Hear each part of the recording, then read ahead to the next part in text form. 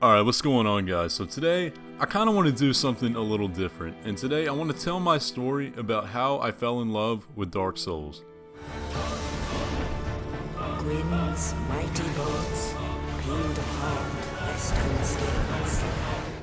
So growing up, I've always been kind of a sucker for medieval fantasy, so when I first saw that cutscene load up in this game, man, I was hooked from the very beginning. And while that's a very big contributing factor to why I love this game so much, there's something even deeper that really hooked me and kind of tugged at my core to make me love Dark Souls just more than any other game I've ever played. And to talk about what that is, I have to go way back to when I was 8 years old and picking up the very first game I ever bought from a GameStop in my life.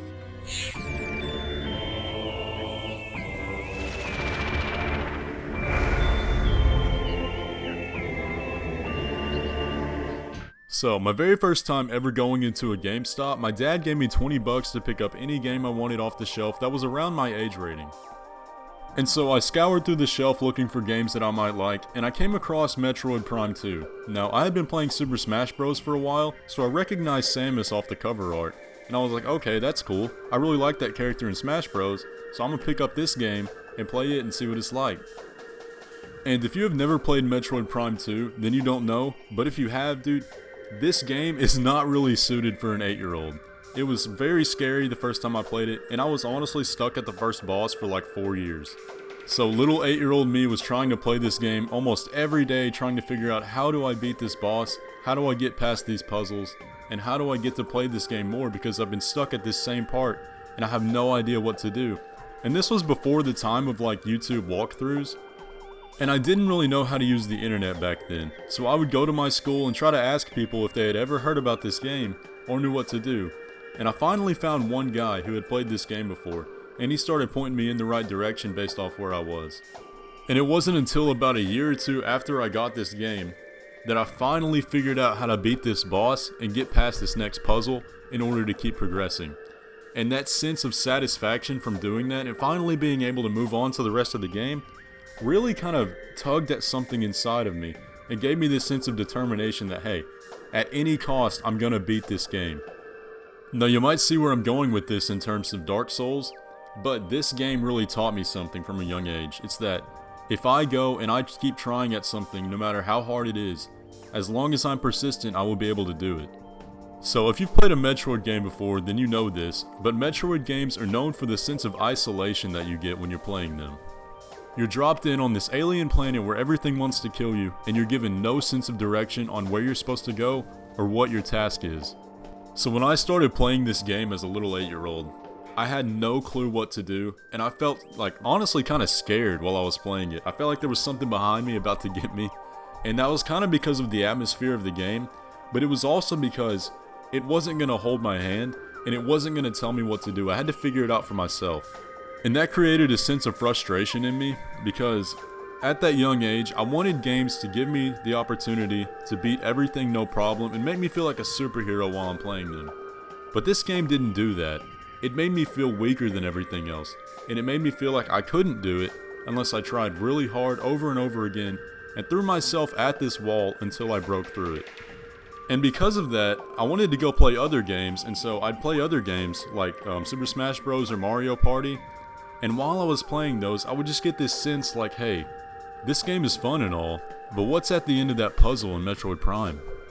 And so it built up this sense of like, I cannot enjoy other games until I go back and beat that boss or beat that puzzle and get on with Metroid Prime. And so many years later, after I beat that game finally, I would play other games and it just felt like something was missing. Like there was more that I could be getting out of the game that the developers didn't actually put into it, and it was that every other game I played after that was just too easy, or it didn't have that sense of like a challenge that I had to overcome by my own will and my own mental fortitude. And there was something else too about it. In the Metroid games, there's no like overarching story for the game that you have to follow. Everything is told through the environment and through the lore that you have to go out of your way to uncover. And it goes back to that sense of hand-holding that I was discovering in all the other games that I was playing. It just wasn't as good, and it didn't give me that sense of wanting to discover it for myself that Metroid Prime did. And so every other game that I played after that never managed to capture that same feeling for me. and I wanted it so bad. And it wasn't until one day in 2014 when my friend told me that, hey, there's this new game free on Xbox Live called Dark Souls, and I think you're really gonna like it. Nito unleashed a miasma of death and disease. And so I did my due diligent research on it, and I kind of felt like, maybe this isn't the game for me, but he was like, dude, trust me, you have to try this game, it changed my life. And so I downloaded it, and I noticed that, like, hey, the graphics aren't really up to standard with the other games that are out right now, and it kind of feels clunky, and it's a little too hard for me. And when I started the game, I kind of had this stigma inside me that was like, I really don't want to like this game. I had another Call of Duty to play around that time, and I was like, man, I want to be playing Call of Duty with my friends instead of playing this game that he recommended to me. It doesn't even look that good, and honestly, I'm not having a lot of fun with it. And then I started to figure out the controls. I figured out how to lock on, I figured out how to use the shield and how to roll, and then I beat that first boss. And all of y'all know that feeling, after you've been dying to something over and over again, that little dopamine rush that you get after beating that boss, man, there is no other feeling like it. And after that feeling, I was like, hey, maybe there is something to this game. I'm gonna keep playing it and see if I can experience more of this. I started telling myself like, hey, this game is kind of cool. Like, I like that intro cutscene, the world looks pretty cool, the monsters are cool. Maybe there's something here for me. But then I started thinking about that feeling I got after I beat the Asylum Demon for the first time, after about 6 tries. It felt familiar. And then I got to the Torvus Demon, and around that point in the game I started to figure out like, hey, there's some mystery involved here. I'm not being told a story, and I'm not really being told where to go either. I just figured all this out for myself. And I like that. And then I started fighting the boss, and I think I had finally met my match right there. At this point in the game, I was barely figuring out like how the rolls worked and how to actually avoid attacks, and that you kind of had to involve like spacing. And there were a lot of mechanics here that I was going to have to learn, and I was going to have to master if I wanted to beat this boss. And I just couldn't do it. So I took a break for like a month or two, and during that month or two, I was just feeling like, man, I can't do anything with my life until I get back and I beat that boss. And then it finally clicked in my brain like, hey, this is that same feeling that was captured back in Metroid Prime that I had before. Nothing had ever done this for me before this. And it feels amazing. This was also a really pivotal moment in my life, like in real life too, because I was going on a weight loss journey. I was kind of a fat kid, and so I wanted to change my life and I wanted to get ripped like my character in Dark Souls. And so I was going on this fitness journey trying to lose weight alongside trying to conquer Dark Souls, man. And it literally felt in my life like I was this adventurer and there was this dragon of weight and this dragon of a hard game that I had to slay. And it was so inspiring and so like driving for me. And I loved it so much. I was in high school around this time and I was just going through the routine of going to class in the morning, going to work at night, and my life just felt so stagnant. And so when I was playing this really hard game and going through this really hard journey in my life too with the weight loss, it gave me a sense of purpose. And that sense of purpose like literally drove me every day to get back into this and that I was gonna do this no matter what. And so I came back from this little month break and I came into the game. I practiced a lot with the enemies. I figured out how to roll, how to parry, how to block, how to lock on. And then I went and fought the Torvus Demon and I beat it. And dude, I was literally jumping up and down in my game room, like freaking out that I had finally beat this boss. Dude, I was so happy, and this feeling of ecstasy inside me was just completely unmatched to anything I'd ever played before. It was that like childish like obsession that I had with this game after that. I felt like so connected to the game, so immersed, and it really brought me back to my childhood days of playing Metroid Prime and feeling like there was this thing that I had to conquer. And I could do it, but it was going to take a lot of tries and it was going to take a lot of hard work. But the feeling I would get when I beat it would feel so amazing, man.